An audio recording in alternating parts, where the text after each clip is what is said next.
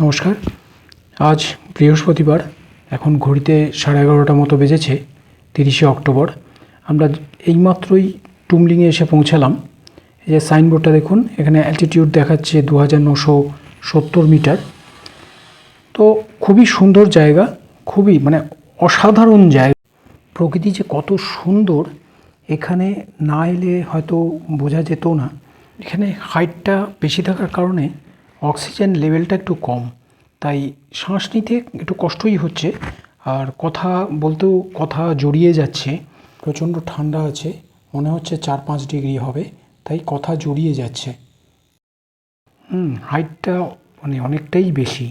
সামনে ওই যে উপরে গুম্ফা মন্দিরটা দেখতে পাচ্ছেন, গুম্ফা মন্দির না, এটা গুম্ফা একটা আকৃতি বানানো আছে, কিন্তু মনেস্ট্রি না, মনেস্ট্রির মতো। সামনে পাহাড়টা দেখুন, মেঘগুলো কেমন লেপ্টে উপরে উঠে আসছে, অসাধারণ লাগছে। হ্যাঁ, এই এই যে দূরে যে রাস্তাটা দেখা যাচ্ছে, ওই রাস্তাটা ধরেই আমরা এইমাত্র নিচে নেমে এলাম, ওপর থেকে নিচের দিকে এলাম। এই যে পাহাড়ের ওপারেই কাঞ্চনজঙ্ঘাটা দেখা যায়।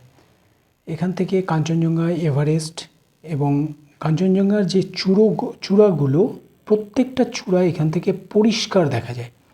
কিন্তু আমাদের একটা দুর্ভাগ্যই যে আমরা এবারে এসে এটা দেখতে পেলাম না, কারণ আজ আকাশে প্রচণ্ডই মেঘ আছে। সেজন্য আর দেখা হলো না। এই যে সবুজ রঙের টিন দেওয়া বাড়িগুলো, এগুলো সব নেপালে।